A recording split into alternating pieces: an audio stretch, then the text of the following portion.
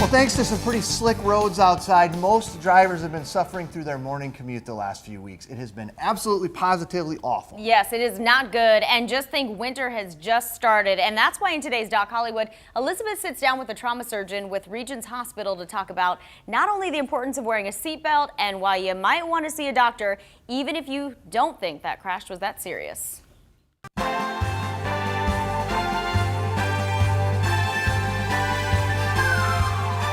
Hey everybody, I am here with Dr. Michael McGonigal, a trauma surgeon at Regions Hospital. Nice to see you, Dr. McGonigal. Great to be here. You know, the biggest celebrity story I think that people are still talking about is the sad, tragic passing of actor Paul Walker. Got in a terrible car accident. It's been reported that that car was traveling upwards of 90 miles per hour. So can you talk a little bit about the impact that the human body can handle when you're traveling at that high rate of speed? Sure.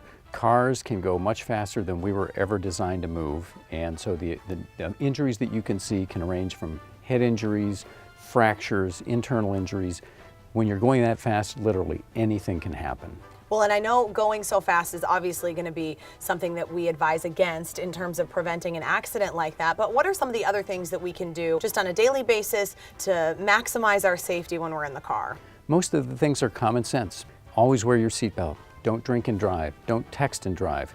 Texting really slows people down in terms of their processing how they're driving, and many people really don't understand how really compromised they are. Another story has to do with Willie Nelson. His band was riding on a tour bus when it spun out of control in a winter storm. Now, fortunately, they weren't injured seriously, but you always think about those big vehicles, the buses, the RVs. Are we safer when we're in those larger vehicles? The good news is big is good. The heavier they are, the better. And so that actually offers a lot of protection.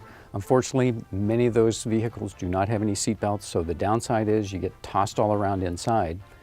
There are new regulations that are set to go into effect in 2016 that will require belts in any bus that goes between cities. If you are in an accident, though, and a lot of us are dealing with that right now, slipping and sliding all over the roads, you think you're okay, should you go and see a doctor anyway? If you're a healthy person and you feel okay, you don't really have any aches and pains, then you can probably do without. If something hurts, or you've been in a crash where other people in the car are seriously hurt, you really should get checked out. So you're a trauma surgeon, Dr. McGonigal, so you are really getting some of the most intense, probably some gruesome cases of people coming in seriously injured. So why was this the direction you wanted to go? Many, many years ago, I worked for a short time in a small hospital emergency department.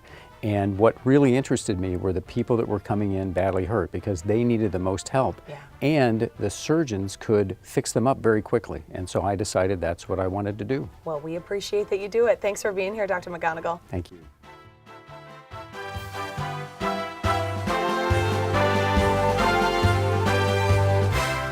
And thanks to Health Partners Clinics and Regions Hospital for sponsoring the show. Remember to check with your physician if you have a health concern.